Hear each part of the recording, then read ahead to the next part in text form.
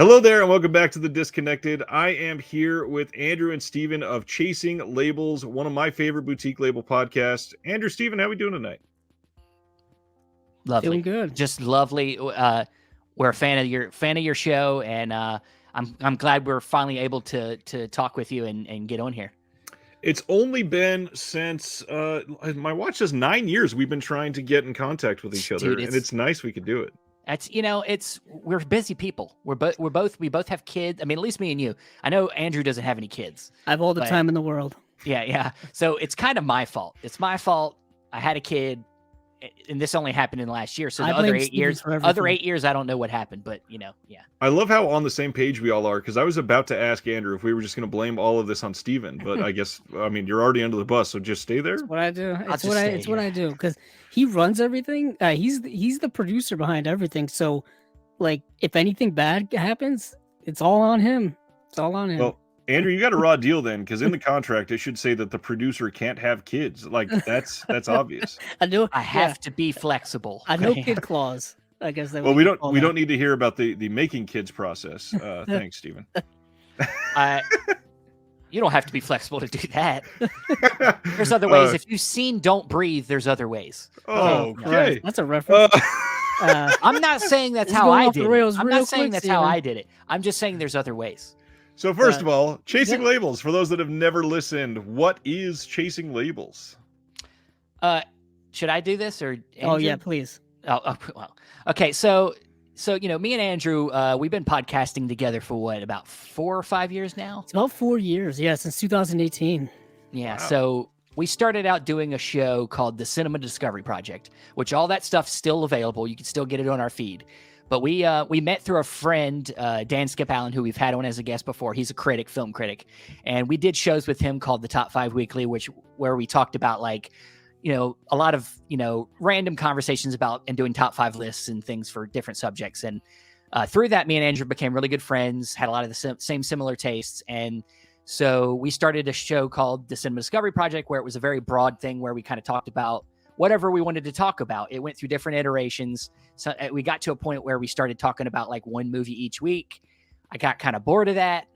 And I was in a transition of moving into this house. And I told Andrew, I was like, you know what, let's do something new. We both love collecting. That's all we do when we're not doing the show, was talk about what Blu-rays we were getting. And I was like, so why aren't we just doing a show talking about this stuff? We spend all our time doing it, talking about it. Let's just do that. Talk about the new announcements, get people pumped for them. And and that's the simple story of it. We just finally made clear what we needed to do a podcast about, which is things that we already talked about. And and Cinema Discovery Project, we did like how 70 something episodes, I think. Yeah. Wow. Yeah, one of our last episodes. Oh my goodness, what was one of the last episodes we talked about Ugetsu. Ugetsu, I think, was the last episode we did, because we were at that point we were doing one movie a week and kind of breaking it down like beat by beat and just talking about the context and all the stuff behind it. And each week we would pick a different movie. We wouldn't tell each other what the movie was. We had to watch it. Well, we wouldn't tell each other like until we made the announcement. Sure. Yeah. Each week we would surprise each other with we would surprise each other with that. But then Steven came up with the idea of like talking about Blu-ray releases, talking about collecting habits, and I didn't come up with the idea. Don't give me that credit. You pitched it like, should we talk about this stuff? Yeah. And I was like, we kind of already do it anyways. Both of us had been collecting for years, so it was part of our lives very inherently. And we decided that, we should just start doing it. And I didn't realize at the time how popular that subject is. How there is a lot of people who collect, and a lot of people want to hear about other people collecting, and a lot of people want to talk about collecting and all this kind of stuff. It was much more, it was a much bigger community than people just wanted to talk about movies in general. So that's kind of how it started. And we started that, like, what was it, like April of 2020, March of 2020, somewhere around there. Something right in the right like after the thing shut down, pandemic started. Luckily perfect time. enough, Yeah. Lucky enough, Steve and I are distant anyway, so everything was done, Well, digitally and remotely. So well, and the thing is, for me though, I mean, like my lifestyle didn't really change in the sense of like I didn't stay at home. I had to keep working. I work for Pepsi, so nobody stopped going to the grocery stores. So I kept working through the whole thing, and thank God I haven't gotten sick that I'm aware of. right, and yeah, it's So of all the things that stayed open were grocery stores and the hospitals, pretty much, and Yeah. police, fire, and all that kind of stuff too. So, then we kind of launched through there, and then we're in our second this is calendar almost year. our second full year this coming. Yeah. So we're going into our third year when we get to March. Yeah. Nice. Yes. Can't believe So, it's been that much. Steven works for Pepsi. Andrew, does this pay all of your bills? No. I don't see a dime from any of this. I do this all for the love of the game, love of the movies.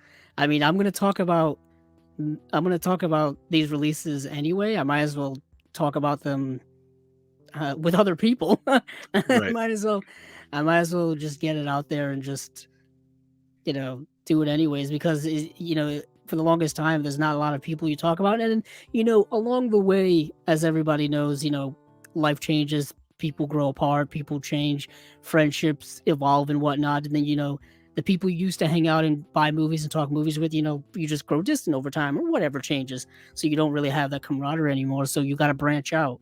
And I guess the internet and the social media world, while its reputation is terrible, sometimes you do find a few diamonds in the rough. So yeah, I guess we're diamonds, Ryan. You are diamonds to me, at least. Yeah, that question at the beginning was mostly in jest, because obviously we all, the three of us at least, know this can't pay any bills in any foreseeable future. I have people still that ask me like, wait, are you like on the verge of being able to make this full time yet? And some people really don't understand how much this just plain doesn't pay. Yeah, it really doesn't. I've got that same question where like, do you get paid for podcasting? And I'm like, no. To be honest, no. The only a lot of the stuff. I mean, a lot of the people who do make this a full-time thing, they have massive followers. We're talking like, millions of people maybe listen, hundreds of thousands. You get big. You have to get big. Supporters. They have sponsors on their shows, and you've got to have like backing from something somewhere giving you money to do it. Other than that, it's kind of like how YouTube is. If you're not big, especially now, you don't really get paid anymore. It's not even like the YouTube partner thing was a thing where people were making ad revenue. Now it's not the way it used to be and all that stuff. And podcasting world is kind of going the way of YouTube, where there's so many people doing it.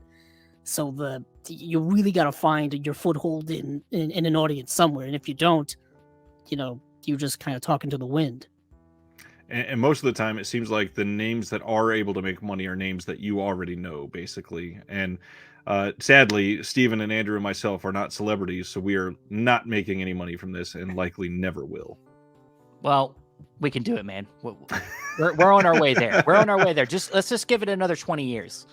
Another 20 years. That's another a good 20 point. years. Yeah. Just a small amount of time. I do want to bring up something that you just referenced, because this whole community is sort of like self-referential. It seems like there are a lot of people that are into films, therefore get into physical media, and some of them therefore get into podcasting or YouTubing, or some of them therefore get into starting a label, or some of them therefore get into making movies. There's all kinds of different ways that this hobby begets other people in this hobby.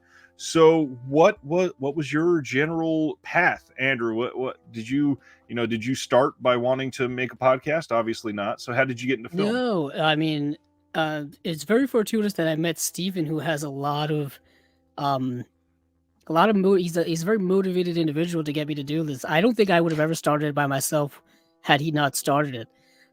Just because, it takes a lot of energy, a lot of motivation, a lot of know-how, really. Like the technical aspect of it is always, I think, the most difficult part. The recording, the editing, keeping up with all that's always the toughest. For me, I actually had started a YouTube channel myself in 2016 called Cabzilla Productions, and it was about doing movie reviews like everybody else was doing on YouTube, still does, going to the movies every week, reviewing the newest stuff coming out. sometimes review. I started off reviewing TV, and I realized no one cared about that. So I switched to movies, and I did that from 2016 through 2019, and I ended. I think the last review I ever did was 1917, the Sam Mendes film. Nice. And I ended in like January of 2020, not knowing that everything would pretty much shut down 3 months later. So no, there would be no movies for a while after that anyway. Right. But I did that like every week. I'd go, you know, Thursday nights or Friday nights, to watch a new movie, and then I'd come home, shoot a review maybe that night or several days, edit it, and then I did that for a long time. I think I did like over couple of hundred of those over time, I think. And then I switched, and then I decided I just wanted to concentrate on doing reviews of, like Blu-rays, box sets, stuff like that. And then I did that on Cabzilla Productions for up until we changed it to Chasing Labels YouTube page recently. So I did that for about a year, a year and a half, 2 years, something like that. And and then when we switched over to making it Chasing Labels, just continue that trend onward. And then that was kind of the whole thing. It took me a long time to kind of get up the motivation, get up the courage to go on camera, because it's not an easy thing, especially if you're someone who has a lot of anxiety, who Sure. doesn't have a lot of, a positive self-esteem, where seeing yourself on screen, hearing yourself is an obstacle to overcome in and of itself. I don't know how people could still do it so easily on YouTube, but they feel so natural about it. That's something I don't think I'll ever get used to. No matter how many times I do this, still extremely nervous before and during a show, no matter what. It's almost worse when you have to do videos by yourself, because you only hear yourself. When you're, it can be nerve-wracking talking to a bunch of people that you don't know, but they're at least you're not alone just hearing your own self. And that's always been hard for me. I've tried YouTube in the past and never could really get myself motivated as well, because just sitting in a room with the camera looking at you with no feedback is not really my style. Like everything I've done when it comes to like things is usually doing it with other people or with an audience. And so I mean, it's tough, man. I understand. I mean, the YouTube channel hasn't really been something we've been able to focus on a lot. We want to, but I understand not being able to get really motivated, because it's a lot of work to put into that on top of what we already do every week, Right. where you're trying to watch things to be able to have good context for the audience. And I think both fortunate for us is the podcast really has taken, has become, it's not gigantic or anything like that. I'm not going to overblow it, but it is. You don't know the stats. I know the stats. Yeah, that's true. I don't know the stats. I mean, for all I know, there could be 1 million views every episode. Who knows? You'll never know. I'll never know. But that's in the next segment. I'm getting him to share the screen in just a moment, by the way. Thank you. Maybe I'll finally figure it out. But it's becoming not a full-time thing, but you've got to keep up with the news of just what's going on. There's movie, announcements that happen every single week now. A lot of them hit you all at once. A lot of them seem to hit on later on in the week, right before you're about to actually record an episode. So you got to get all frantic, get all the details in your head. And then there's all kind of logistics and stuff like that. So you got to keep up with all of that. And you want to watch these movies to be relatively informed of what you're saying, or else you're just listing off a bunch of random movies that you have no context of, and you're not giving your audience any worthwhile information at all. You're just kind of telling them what they can already look up on an announcement sheet on Blu-ray.com anyway. Of course. So there's a lot that goes into it. But for me, over time, things have evolved from me doing things by myself to doing things with Steven, and then of course, with Chasing Labels now. But I've been a big fan of just the kind of the YouTube movie collector scene, or just looking up people talking about movies and whatnot since like the late 2000s, when YouTube was in its relevant infancy. So it took me a long time to kind of get up the motivation to do it myself. But I know that Steven has his kind of YouTube origins as well. Oh, you don't want to hear about that. Oh, well, that's how I kind of met him. So yeah. Nah, it's okay. No, okay. So there was a time, actually, I'm not even going to try to think of when it happened, what year, but some years before I met Andrew, funny enough, there's a group on Facebook called Film Club. It's just a huge group called Film Club. It's got like thousands of members in it. And the person that started that group lives in my area. And so we realized we live near each other. And so we hooked up, and I said, this was, I was wanting to start a YouTube channel, and I was like, okay, there's a lot of people in this group. Realistically, not everybody, is like participating in this group all the time, but there's a good amount of people in here.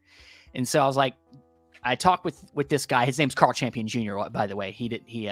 And so I was like, hey, you want to start a weekly show where we talk about, new releases and kind of do like the round table kind of thing where we talk movies and talk about different topics. And so, yeah, we did it. And my friend who has a recording studio that I did a lot of music stuff for, shooting music videos and things, allowed us to use his studio as a base, so we kind of did a Wayne's World thing. We set up a desk. We had, I was one of the hosts. And then we had usually 2 or 3 other people at the desk, and we had a 3-camera setup. And then we did the whole thing. We did a whole, show where we just talked about a lot of different film things. And then along with that, we started to want to flex our filmmaking things. So we turned the crew and the people in the show into kind of like characters like The Office, where it was all comedy stuff, and it was all influenced by film. So there was one episode where we kind of made fun of Tarantino things. There was one where we did like a Christmas special, and one of our guys was playing Ash from Evil Dead, and he was kind of like the ghost of Christmas Ash was the name of that episode. And he's kind of playing the ghost that's like it's a whole thing. But we did a lot of things that were like inspired by films we loved, and we did little sketches that were all guerrilla style filmmaking. And I would say here's where you can go watch it. But we actually recently got taken down off YouTube. Probably about 6 months ago, I realized eventually that our whole channel got taken down because there was a few videos that they deemed inappropriate. So they just took down the whole thing. But I have everything, and I'm thinking I'm going to re-upload it all. So weird. Yeah. All right. Yeah, that's super interesting. I'm curious. What are some of the things that originally got you guys into film itself, not just speaking on it? Because as we stated, a lot of this is self-referential, and not every hobby has that. Like sports, obviously, you could be a big fan of like the Kansas City Chiefs and then go listen to people talk about the Chiefs every day for your life. The whole Blu-ray side is kind of like that already, but to get into that, you have to like film to begin with. So maybe some of the formidable films in your lives there. I would say for me, some of the things that come to mind are some of the early Disney or early Pixar things like Toy Story. Toy Story was definitely one that, I had the hard shell cases. My parents would get me the awesome big hard shell cases. I think I still have a few of them because I just couldn't let them go. My parents tried to give them away in yard sales, and I said, "What the hell is this? Why is this in here?" And I'd just take them back and put them in my car or something. And I would say Toy Story is one of them. Jurassic Park's definitely another one. My favorites. Yeah, one of the best ones. And then maybe something I would say when it came to filmmaking, where filmmaking started to really come into my mind, is The Matrix. The Matrix was one where I looked at the movie and I was like, how did they do that? I mean, of course, Jurassic Park is another one where like the effects are amazing and they still look great. But I was still a little young then. But when The Matrix came out, I was like, dude, this is awesome. And I want to know how they did it. Right. So them 3 are 3 films that I look back on fondly and still love them. And still, just are ones I can't wait to show my daughter because they're just, they to me, they show, all 3 of them films show different sides of film that are all wonderment and just great examples of just good storytelling and good effects and good, just everything we love about kind of the larger scope of cinema. So it's a good call. Yeah. Andrew, are you lost? I know I'm here. No, I'm here. I was just waxing poetically about your origins.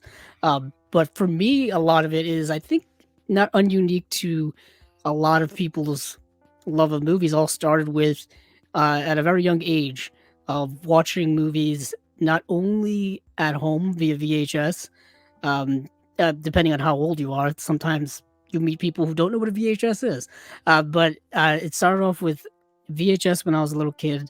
Things like, the Disney clamshell cases that Steve were just talking about, but I was watching like Cinderella, Little Mermaid, Jungle Book, Rescuers Down Under, a lot of that the early Golden Age stuff, and then the pre-Golden Age Disney stuff a lot when I was a kid. But then also a lot of live action. I don't know what it was with a lot of people growing up in our era. We got introduced to a lot of live action stuff very early on. Yeah. Like I remember still have it somewhere, the VHS of Robin Hood, Prince of Thieves. Kevin Costner himself. I remember watching that at like 3-4 years old. A lot of other formative stuff I watched where I had the VHSs of Back to the Future 1, 2, and 3. I had the VHSs of all the Indiana Jones movies, the VHSs of all the Star Wars films. I had the VHS, of course, Teenage Mutant Ninja Turtles is one of my favorite. I've watched that first film incessantly throughout my life and had all the VHS tapes. I think I saw the third film in the theater like 3 times when I was a kid. I think I saw like Lion King 3 times when I was a kid in the theater. And then there were of course the live action movies of the 90s, Independence Day, Armageddon, Men in Black.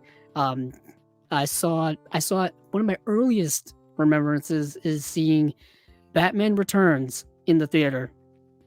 And we arrived late and the movie had already started to the point where the clowns were attacking Gotham City, and we walked in the middle of that scene, and then I saw. Oh, what else did I see? Mortal Kombat. You don't have to say your whole history, man. Oh, I'm dude. saying it all. No, I'm being interviewed. I might as well say it all. But I'm just saying there was a lot of combination of watching at home, watching in the theater, being taken to the theater every week by, a parent, a dad or an uncle, and being taken to Blockbuster for renting movies by a dad or an uncle, a lot of things like that. And that's kind of where the origin of my love of movies started. And I had a big VHS collection as a kid. I was one of the fortunate ones that I guess my parents were able to afford that. Nice. The mention of Robin Hood, Prince of Thieves, that is unabashedly one of my most famous people will say guilty pleasures, but I don't believe there's any such thing as a guilty pleasure. I adore that damn movie. And when they announced that coming from Arrow this year in 4K, I legitimately almost shed a tear. It is such a coming around full circle moment for me. And the moment I get that in hand, I am watching the hell out of that entire disc front to back. I cannot wait. Thanks I'm just gonna enjoy my snapper case version of it. Oh goodness, snapper case. We haven't gotten to the collecting part of our lives yet, but snapper cases, man. Talk about early DVDs. I lied. I'm gonna buy the Arrow version and just put it all in my snapper case. Oh, nice. Is that a disc? Shove up the poster and shove it inside? Yeah, just shove it in the edges. I'm gonna keep that. I'm keeping that snapper case. Well, I mean, let's get into it because that's the perfect way to juxtapose what got you into film. We're all about pretty close to the same age. How do you think your film tastes have changed from around 95-ish to what is going on in 2022, and how is that affecting what you're collecting? Oh man, well I'll say this right off the bat that I give a lot of credit to Andrew for helping me broaden my tastes. Nice. Our friendship helped. It definitely helped get my vision clear to the boutique label area. Like I had things, but I didn't really know what I had. Like I had Criterions in my already, relatively small Blu-ray collection, and things like, it was stuff that I was aware of, like Stanley Kubrick's The Killing and stuff like that. Like I was like directors that I was aware of. So right. I had that stuff, and then as me and Andrew spent more and more time, doing, videos together and just watching more films for various videos, it just, it got me to a point. And I think what it was is that I had so much of the mainstream stuff that I was like, I don't want to collect this anymore. Like, right. I'm ready to collect more things that I've never heard of. I want to learn more things that I've never seen. So now we start doing, we get closer up to when we start doing this podcast, and now I'm discovering even more labels like Vinegar Syndrome and Severin, and they're the to me the labels that are really going to open your mind up to just a whole other side of cinema. Since then, I mean, it's just anything's fair play for me. I say this all the time on the podcast that, we don't, you should never, I like to treat my collection like more of a library. It's more of me trying to gather as much of the spectrum as possible. Sometimes there's things in my collection that I don't necessarily think are great, but if they have historical value, I want them in my collection. And that's important to me because I think one day, even if I don't watch it even if I buy something today and I don't watch it for 5 years from now, it's going to be important to me then too. There's not a change. So, I give Andrew a lot of credit for helping me realize that, that there was more than just what we were seeing in theaters. And yeah, I mean, it's my tastes are basically just wide open. I'm still learning new things every day. We had Andrew Furtado on the other day talking about Category 3 films, and I'm like, I've heard of it, but I've not really looked into it and learned a whole lot of new things there. Right. So it's wide open, guys. So throw stuff at me, people. Right. Yeah. Andrew, what about yourself? How's everything changed? It's I don't want to go on too much of a diatribe as I tend to do. For me, things have changed massively over the years. I would say within the last 10 years or so, things have changed incredibly much in terms of my taste, in terms of my collecting habits. Even my collecting habits over the last 3 years have changed mightily. But for me, I didn't start collecting DVDs until I actually got to college in about 2006, 7, 8, that area, where I started collecting DVDs, where I started browsing the shelves at FYE stores and Best Buys and all that kind of stuff. And I started collecting then. And it was me just kind of listening to what people were saying, coincidentally, on YouTube about the way they collected. I kind of modeled my collecting habits on them, finding the best editions, the special editions, understanding the difference between full screen and widescreen was something I didn't know. That's basic stuff, things like aspect ratios and whatnot. Understanding, the difference between analog versus digital, stuff like that. And then, of course, HD would come later on with Blu-ray, but, in the late 2000s, around 2009, where I started transitioning from DVD to Blu-ray. But for my taste specifically, it really changed mightily in about 2011 when I took a film course, which was like it was like introductory to film, like the beginning to some type of time. And it was during that film course where I started to learn about different eras of film history. I started to learn about silent era, and then when talkies took over, I started to learn about 1930s gangster films. I started to learn about film noir. I started to learn about foreign cinema, Italian neorealism, the French New Wave. I started to learn about, the Swedish films of Bergman and stuff like that. And then I also started to learn about British cinema. I didn't realize that Great Britain had its whole history of cinema different than the US. I didn't realize that, that certain directors had immigrated from Europe over here and had created their own styles. I didn't realize any of that until I had kind of opened my mind to foreign cinema and also Japanese cinema, Kurosawa, Ozu, a lot of the other ones. Watching Seven Samurai for the first time is just a mind-boggling experience because it's like this 3-hour journey is just amazing, and they made this in 1954. How can someone do something like this?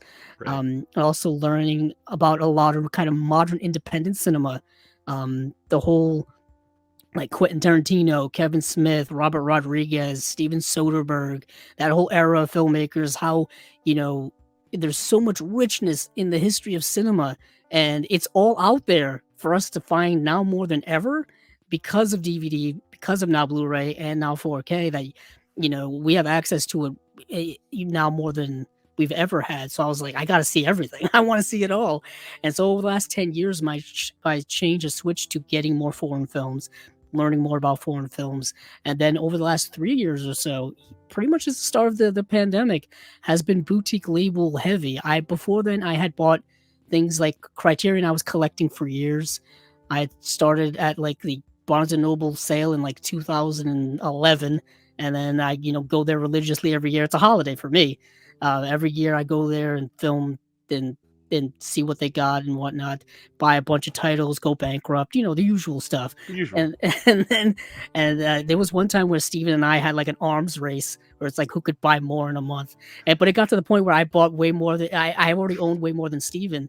So like I would buy 25 titles, Steven would buy like 40 or whatever back years ago. I think that my best month, and this might have been the month we're talking about. I think I spent like, it was definitely over $1,000 in a month in Criterion's. It was in that. It was like 50 titles in a month for that sale. And it was at the time where Steven and I had first met, and Steven didn't know about all of these great movies that were put out by these boutique labels, specifically Criterion. The whole backlog of stuff. They've got what, nearly 1,200 titles in their catalog now. Yep. It's massive, and they've been releasing movies since the 80s, and he didn't know about that, so he was playing kind of catch up at the time. Yeah. And I'm also addicted to it. So he also got really addicted to it, and that's another part of collecting. There would be times where you would get kind of I got addicted to hunting for movies, going to the stores, looking through dusty shelves at used movie stores, trying to like find these diamonds in the rough, or find things for cheap, or find things that are out of print. I spent a lot of the 2010s doing that. A lot of Saturday nights after the mainstream stores closed, the used stores would stay open for an extra hour. So we had a chain here called Movie Stop, similar to GameStop, same type of very premise. original. Very Yeah, original. I think it was the same company, but they closed like all their locations, at least up here, like 5 years ago or so. But I spent many a nights there, just looking through stuff, because they had just shelves of stuff, not in any real order.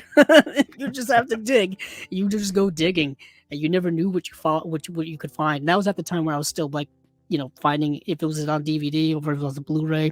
I didn't quite care as long as the price was right. Or the find was right. And I found some gems, found some real good gems at the time. But unfortunately now, the landscape has changed to the point where I can't really go out and do that type of hunting anymore. But I do miss it, just because it was the thrill of the hunt, as they say. Now my hunting is done online, so I guess I get that thrill someplace else. That's the thrill of making it more difficult on yourself, waiting for the thing to get super limited and then finally buying it. Oh yeah, that's another thing I've got. That's the other thrill I get. It's the roller coaster ride, where especially these nice sites now tell you how much are left in stock, right? Just so they can amp up your anxiety. I tell you, I appreciate it. I have vinegar syndrome up as one of my tabs right now, because I was looking at their looking at the quantity on some of their partner label stuff.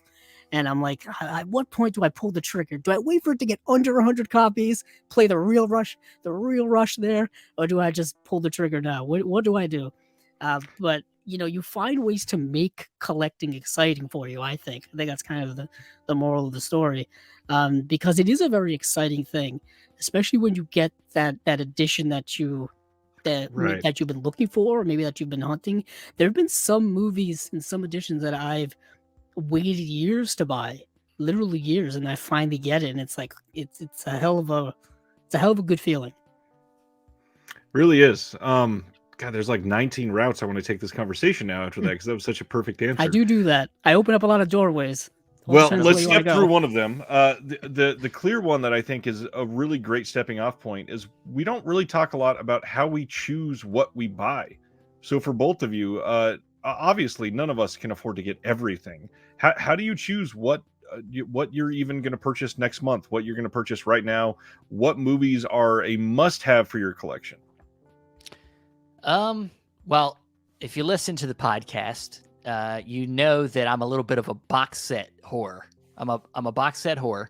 So a lot of times box sets catch my eye, because I like getting my bang for the buck. I mean, like if there's something that's really interesting, and bringing up Severin again, their box sets have been amazing this year, and everything that they come out with just hits that it tickles that funny bone of what I love like to discover.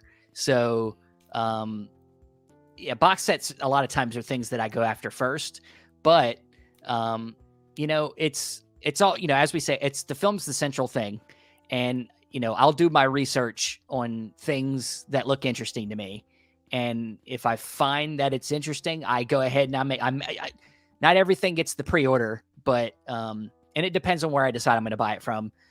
Some, we like to shop at Orbit DVD. They don't do pre-orders yet. They're talking about doing that in the future, but so I have to wait for them to get their stock in. But the thing with Orbit is a lot of times their stock comes in early.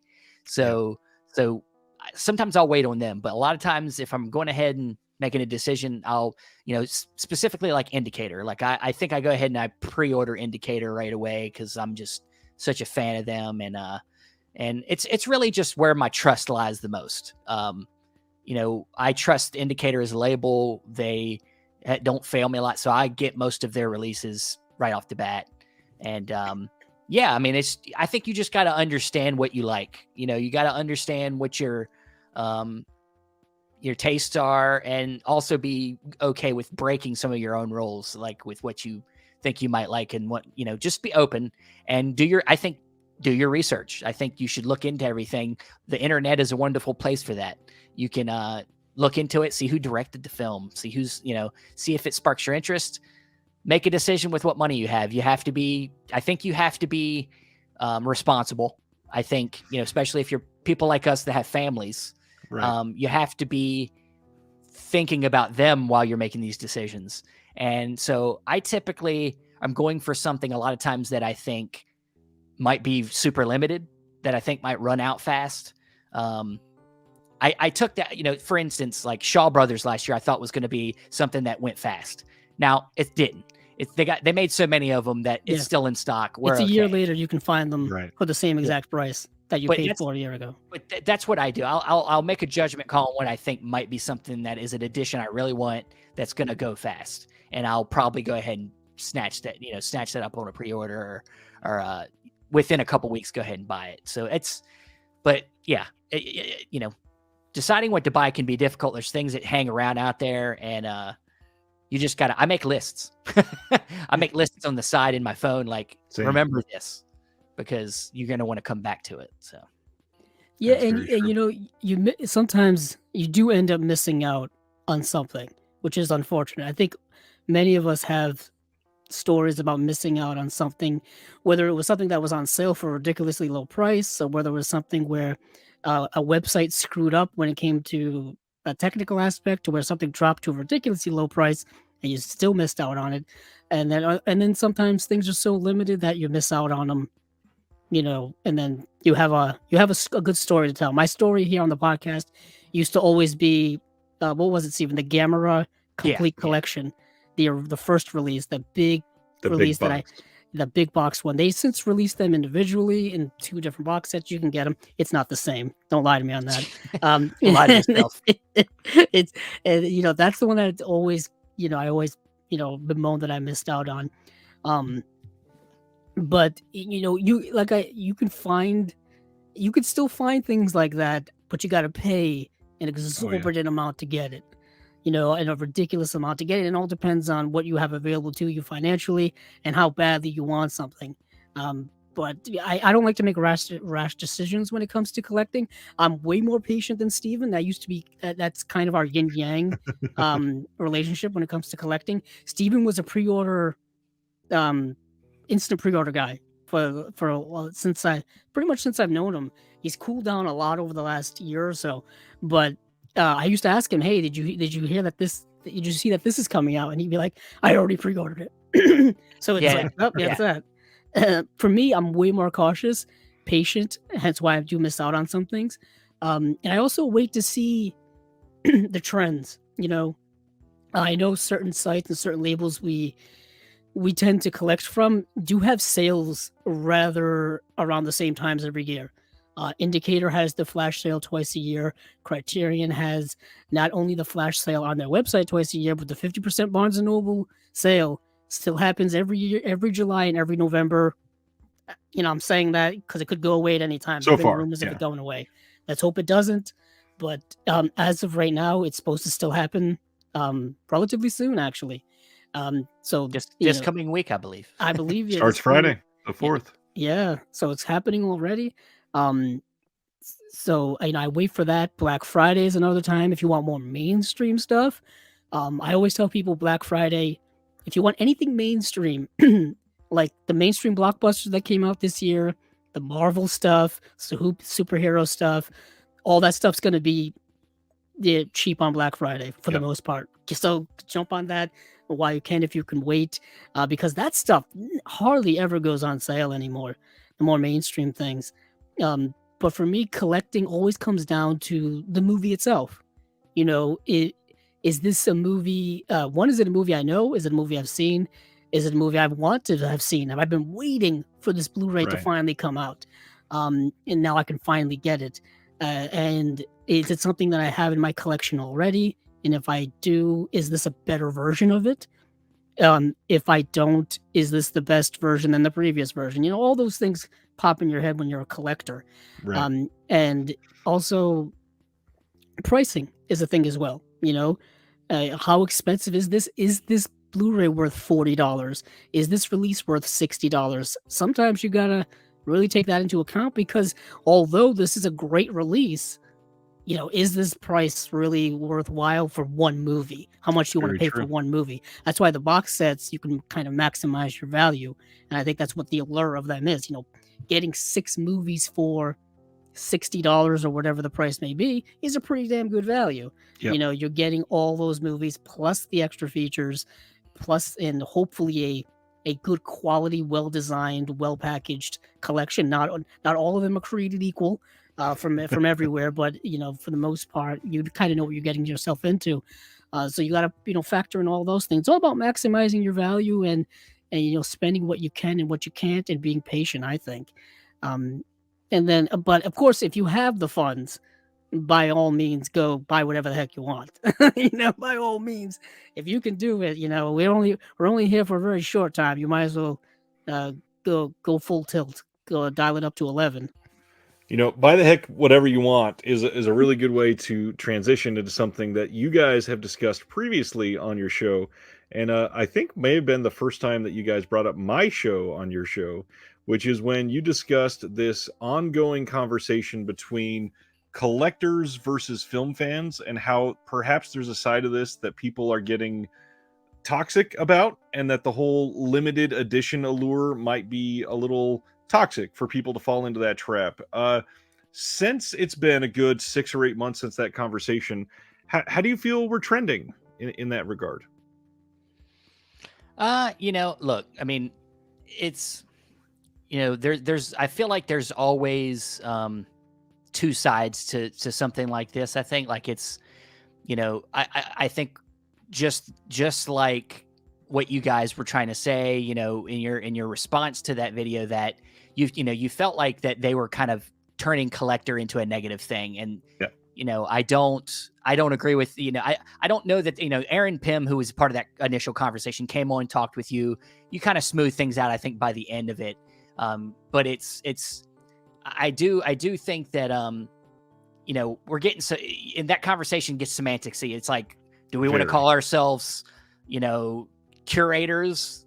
Well, like you said, curators are also librarians, but like, you have a library, you're also a curator of your library. It's like, you're getting like, who wants to call each other what? It's like, it doesn't, let's not get into a name game, but what we all are film fans. And I think, their worry is more about why people are buying these things, and that they're not buying them because of the movies, but they're buying them because they're addicted to collecting. They're just hoarding things. Yep. And I can see a side of that where I understand, like in a perfect world, I want people to love cinema and to talk about it and be doing this for the right reasons, but that's not everybody's situation. Not everybody is able to, collecting is something that makes us feel good, and we're taking that, we're doing this because it makes us feel good, and maybe we're suppressing something that's making us feel bad. That could be somebody's situation. Is that healthy all the time? No, but if it's making them happy, what are we to judge that? And so, yeah, can it be negative to impulsively buy a bunch of Blu-rays? Then maybe you don't have really the means to do it. Maybe it's a little negative in that way, but I don't think it's a bad thing that people are trying to feel good about something that they love. And, I don't think it's our place to like judge people's overall motivation of why they do things. If anything, them people are a gift to people like us that want this to keep going, because if they're going to keep buying tons of Blu-rays, whether they watch them or not, they're helping keep this business alive. And so I have to thank them for that. But it's really not our place. It's not my place to understand why he's buying Blu-rays, and I don't think he's watching them.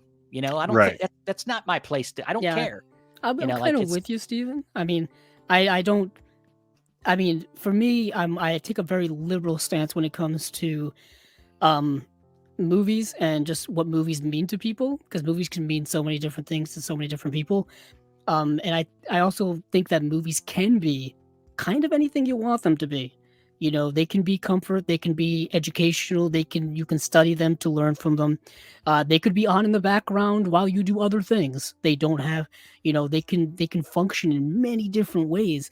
And for me, cinema, like I think I've said it a few times, where cinema is kind of always there to kind of pick from at any different era, to where you can just go to it at any time. It doesn't really matter when you get to it, you get to it. So with collecting, I would say is almost the same thing. Collecting just to collect, if you've got the space for it, because I know a lot of us don't, whether someone's watching all of these movies, I don't really care. If you are, good for you. If you're not, well, the thing is we know we're not. I know I'm buying stuff. Yeah, I've got stacks of stuff that I've been waiting a long time to watch, just because I haven't gotten around to it. I also have this thing where there are some films that I know that I'm not ready yet to watch. It's some films that I'm not mentally prepared for to watch. That I feel like for myself in my personal, history of knowing movies, like can I be fully able to absorb this type of movie? Like there are certain movies that I haven't seen yet, like just something gigantic, like The Human Condition, is something I haven't watched yet. There's the Criterion Blu-ray out of that I've wanted to buy, and I haven't bought it yet. There are other films in my collection that I haven't watched yet because, I don't feel like I'm quite at that point yet. And then there are other films that, because I've watched films that I'm not ready to watch yet, and I'm like, I don't fully appreciate this yet. Like, for example, the first time I watched Eraserhead, I watched it about 10 years ago. I was just starting to get into like David Lynch and avant-garde and art house cinema. I had no idea what I was getting myself into, and the movie, fractured my mind. And then I would come back to it years later, having gone through, this surrealist cinema kind of self-education of watching David Lynch, watching the people who influenced him, and then watching other surreal films. I'm now at a point where I could revisit Eraserhead, which we did for our podcast at one point, and I could be like, and I can better understand it. So it all depends on, like I'm trying to get a long way around saying, it really all depends on the individual and how they want to, treat their cinematic lives. But the collecting aspect of it, I'm also kind of more free mind thinking of like anyone can kind of collect any way they want to. Exactly. Whether it is all mainstream, all boutique, a mix of both, whether they want to still buy DVDs, because DVDs, if you look at the financial economics of it all, is still the highest selling physical format for movies, is still DVDs. And we've moved way past the era where DVDs are a quality format for us to be watching. I know that's a little snooty, but that is the case. And ultimately, if we're being super choosy about what we're buying, like if everybody was just buying what everybody thought was great cinema, we would have stopped by now. We'd be gatekeeping ourselves, Exactly.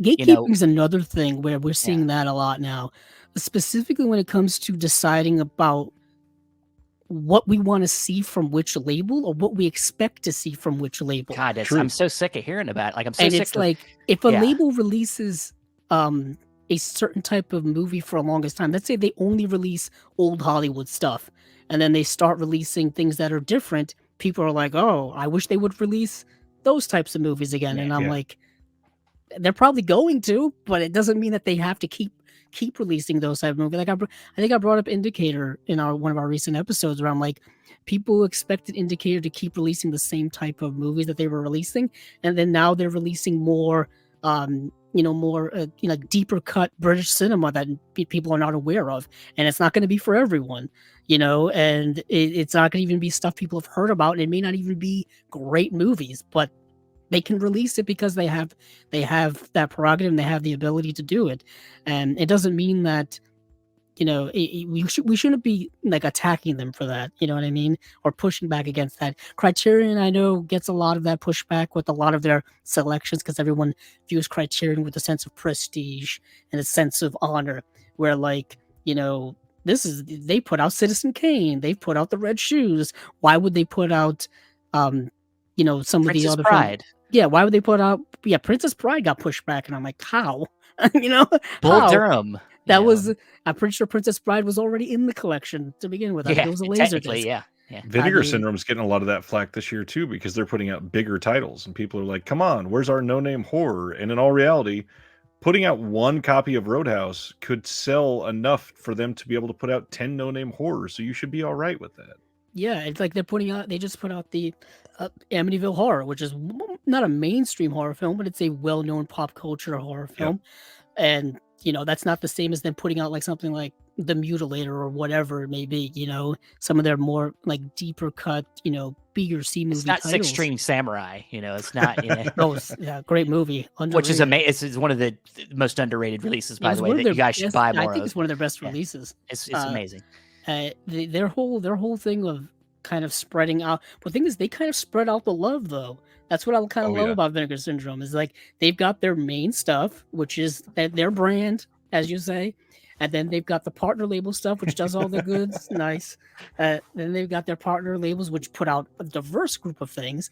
Then they've got like their VSAs and their VSU, and now their VS, and then now their Vinegar Syndrome VSPs, production. It's the whole alphabet. Put out like anything you can want, from like dirty adult films from the 70s to like horror films from now. Right. They put out like everything. Yeah.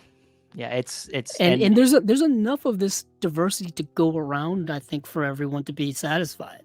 Yeah. And if you don't like what one company's put out one month, chances are that they may put out something you like the next Just month, wait. because Yeah.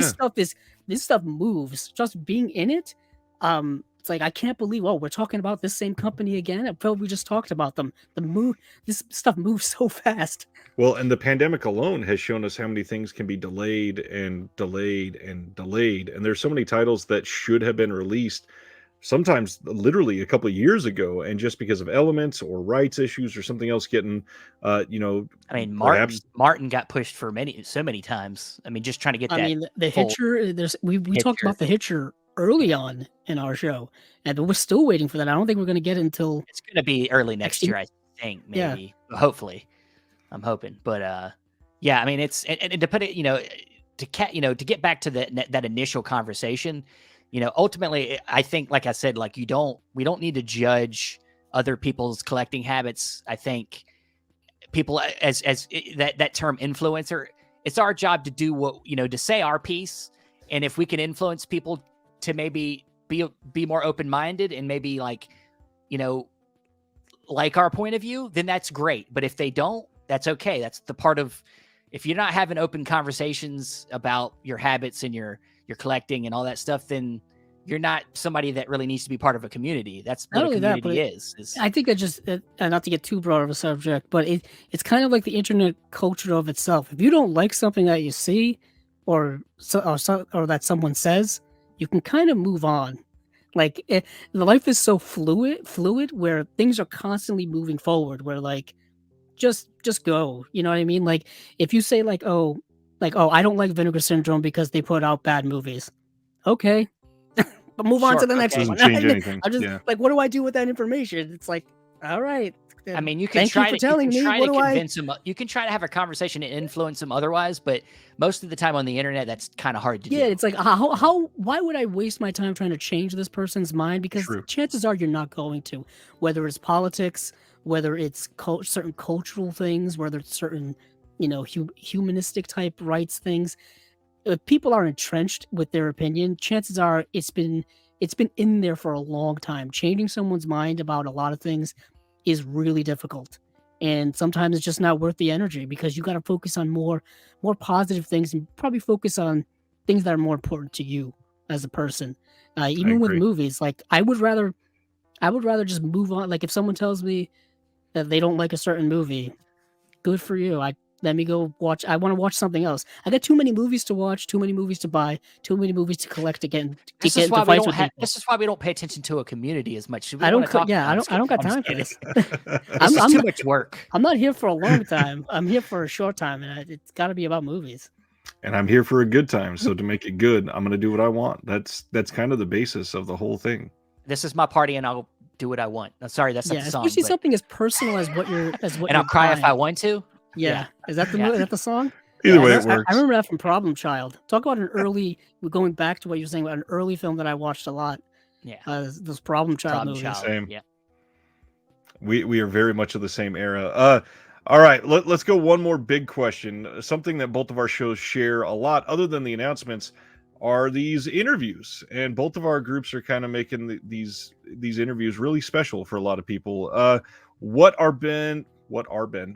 getting tired. What have been some of the more standout interviews for your guys, and what is something that really happened in one of these interviews that made you go, "Damn, this is turning into a real thing"?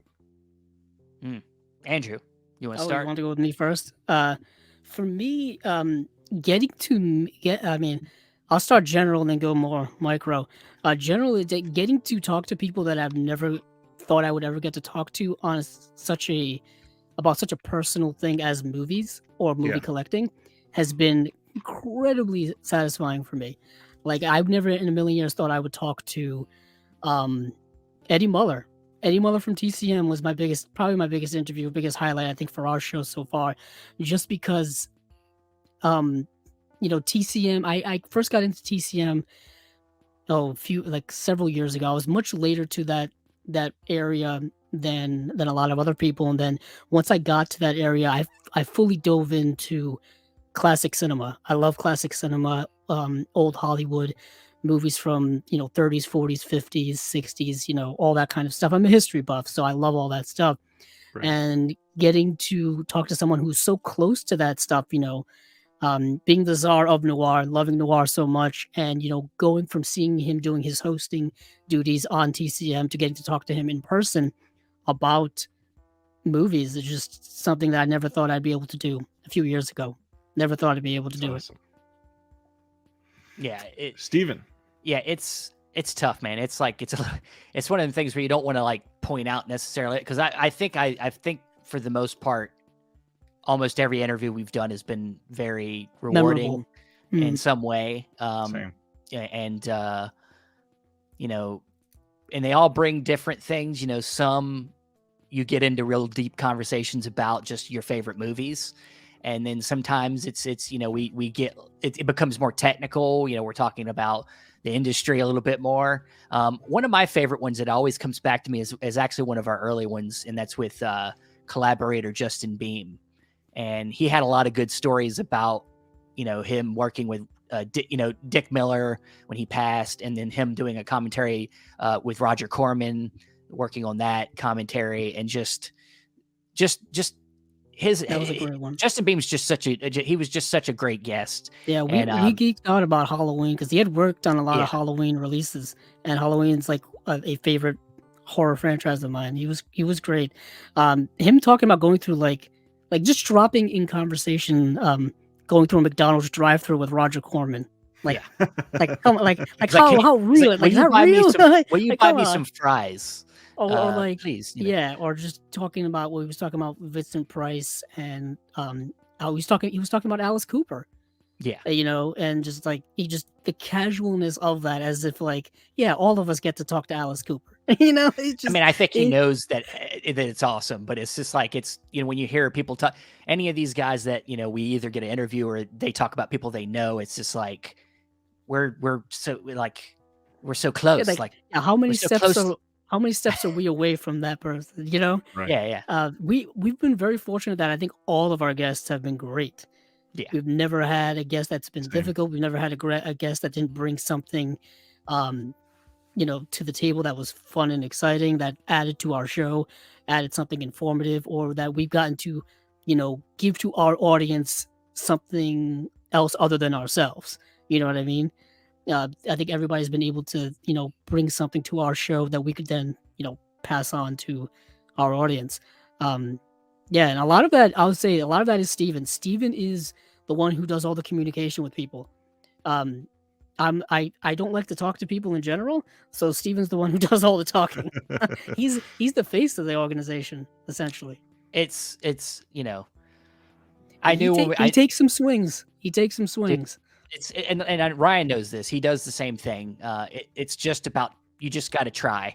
Like, you just reaching out to people. It's that simple. You get lucky, sometimes you don't, and you just got to be motivated. You just got to try every avenue you can. Keep your ears to the ground. Look, keep an eye. Twitter's just, it's an amazing thing about Twitter is you can connect with people pretty easily through there if they're willing.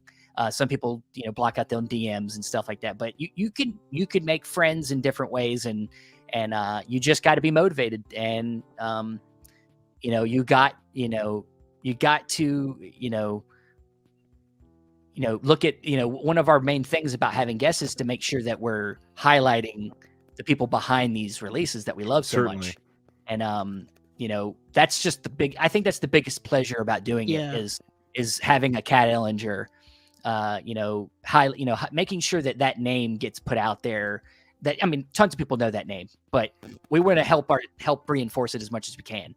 And that's the greatest thing we can do is just hopefully the small amount of people that listen to us can help spread somebody's name, spread somebody's work just a little bit more, and hope that it will help people buy it. It makes if anything, I think I've said this many times on our show, it makes the releases, or these movies, or these Blu-rays, these things that you put your money on, it makes them more more valuable if you know who's behind it. You know what I mean? Like, you want to support those people, like whether it is someone who does the layout design, whether it's somebody who does the cover art for some of these releases, whether it's somebody who worked on the extras. It's like you put a face to all these kind of faceless things, and you're like, damn, these are like, and not only that, they're regular people working a job. Right. They're not part of some corporate machine that's that is quote unquote Hollywood or anything like that. They're just working from like one job to the other. They're freelance for the most part, for many of them. You do get some people who do work, within a Severin, within a Vinegar Syndrome. They're there, but a lot of these people are freelance and just kind of picking up jobs wherever they can, using their craft.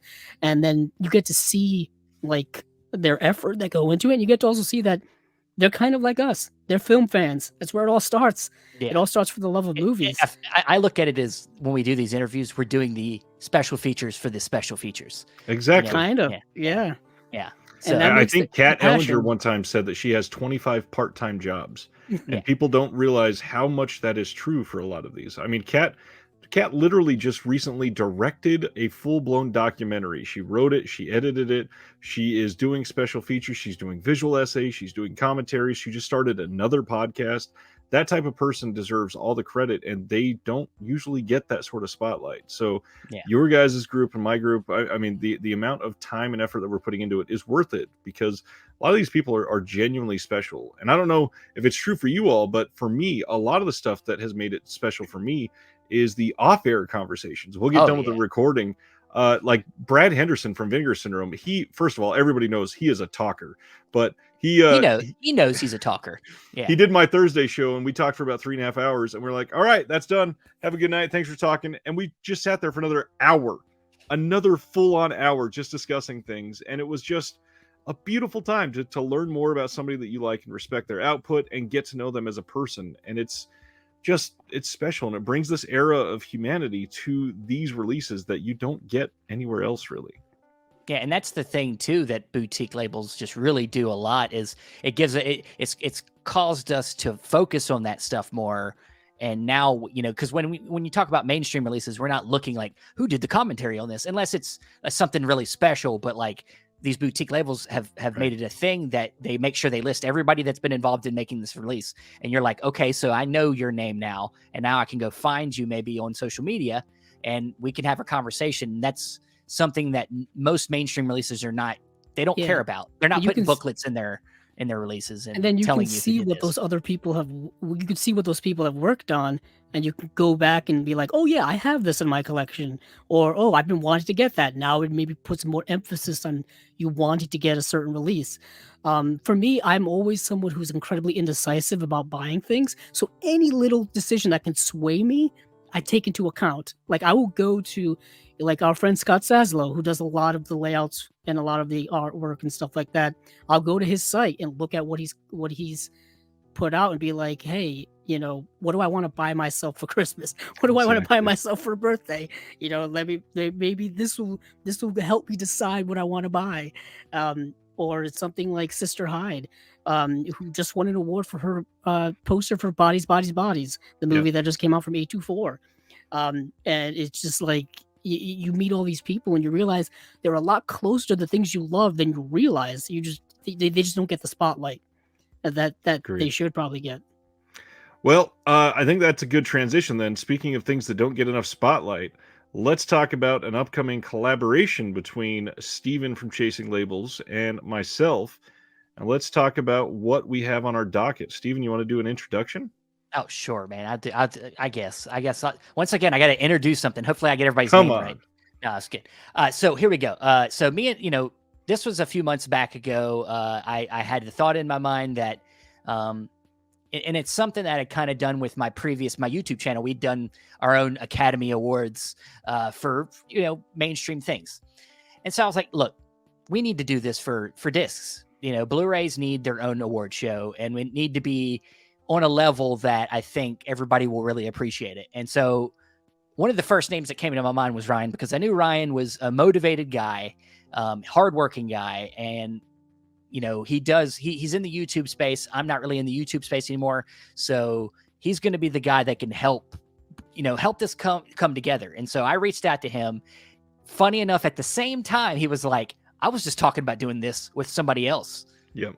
And, then from there it just bloomed. It's bloomed into a wonderful working and friendship, slowly becoming a great friendship, I think. And it's always daunting to work with somebody, especially when you're not able to work with them in person. Work with them and wonder if you're going to mesh well. And I think I speaking for myself, I think so far it's been going pretty well. I would say so. I mean, we both have our ups and downs, and we're doing pretty well with the whole thing. And I am beyond excited to see how the community reacts to this. So let's get into some details. The first thing, we needed to come up with a decent name. So we are calling our upcoming award show the Shelf Shock Rewind 2022, the Disc Awards.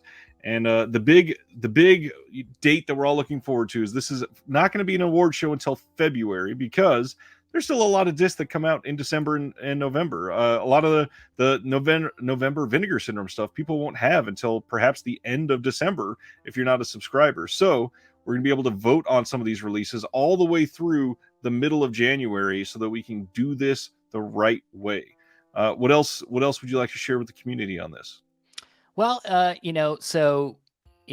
this point right now, I guess we could share that a voting date would be December 15th. I think we're working towards that date. We want to give you as much time as you can to get from starting the voting, which will last about a month, going into the next year. So we will keep voting going into next year. And, at this point right now, what we've decided to do when it comes to deciding about nominations, is that we decided to form kind of a committee, that we're calling the Creators Selection Committee.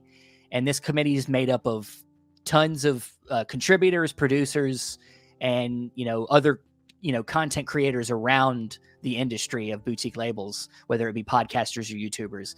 And so right now we have I think a good 50 or so members in our first year so far, and we think that will be a good start, I think, for helping come up with great submissions for nominees and narrow it down so that we can vote on it. And along with voting, we will also give everybody an option to write in their favorites. So anything else more to that you think we should talk about? Each of our categories, which are numerous, we are, believe, settling around 25 are going to be the number of categories. And each of our categories is going to have a winner for the creator's choice and a winner for the community. So you can see the difference in the people that put their time and energy into making these things for us, or talking about them, or being a creator in some form. They're going to have a winner. And also the community at large will have a winner. And we'll see how many of those mesh. We'll see how many of those are different. And for me, I'm looking forward to just the data behind that, because I'm that type of a person. I get nerdy about it. I can't wait to see how everybody responds to this. It is an incredible feeling just to look back on the amount of stuff that has been released this year, to know that this is genuinely going to be a daunting choice for a lot of these categories. And some of these categories, because you should be prepared for some of the things that you might be talking about. We've got things like Best Classic Film Release, which is for a film that was released before 1940. Best Home Video Presentation overall. We got Best Extras Packages like Visual Essay, Best Commentary, Best Interview. We got Best Horror Release, Best Box Set, all culminating into Best Overall Release, which is going to be our version of the Best Picture. And that night is going to be exciting, because we're going to be doing a live show. We're going to be presenting some of these things to the community, with you all being involved in the comments at the exact same time. We might have guests on to come and share some of the nominees and some of the votes and what has won.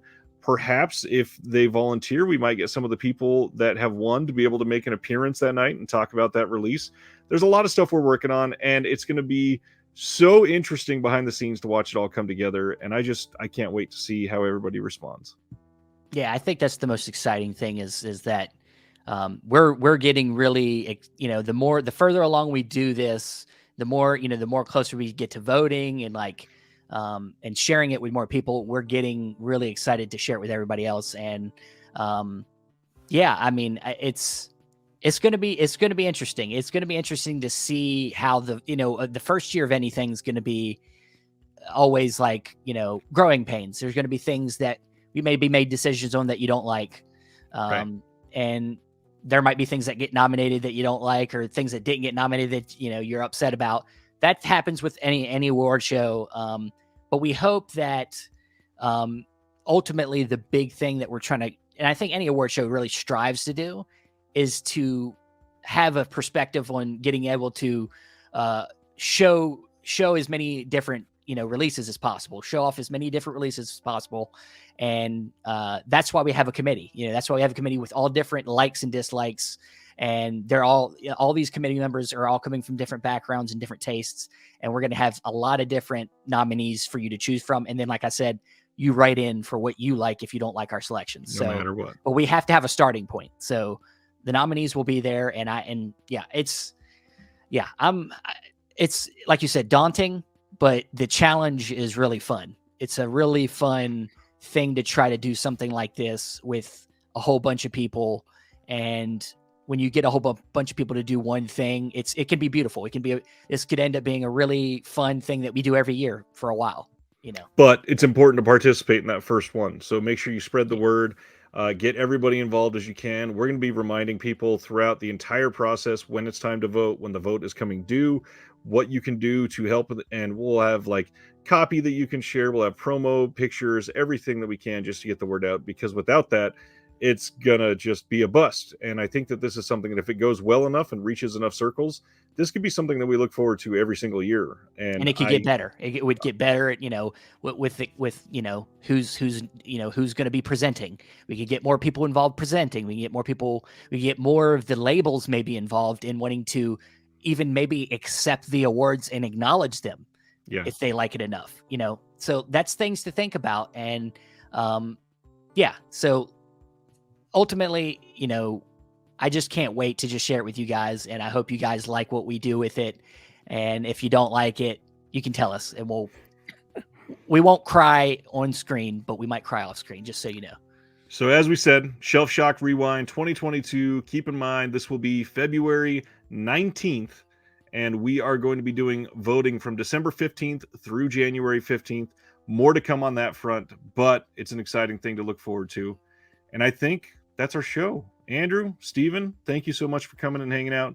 Chasing Labels, all of the links will be in the description below. Is there anywhere else you guys would like to pitch out there? Is either anything for the podcast or for you guys personally? So all the normal places. We got a Facebook group, Twitter, Instagram, all that stuff. And we're also just to highlight it, usually at the end of the year, me and Andrew take a couple week break, for the holiday season. We'll probably be out for the end of the last 2 weeks of the year. But then when we come back for the new year, we will be having Jesse from Diabolic DVD to join us. And we're going to be doing our favorite releases of 2022. So nice. You might get a little bit of a sneak peek of what I might be voting on in our first year of Shelf Shock Rewind. I don't know. You'll see. Way to jump the gun on that one. Well, what am I going to do? We got to do our best, our favorites. That's true. So. That's true. I mean, 2022 is such an interesting year, chock full of releases, to the point where I really need to take a hard look and inventory about what has actually come out this year. Because 2021 and 2022 for me keep mashing together in terms of when things have come out, because it feels like there's so much great stuff we've gotten over the last 2 years. Very, very true. Gentlemen, thanks for your time. As I said, I've respected you guys for a long time. It's been a big honor to have you here. And I just hope more people pay attention, because it's all about the love and the community for stuff like this. Exactly. Thanks, Ryan. Thanks for having us.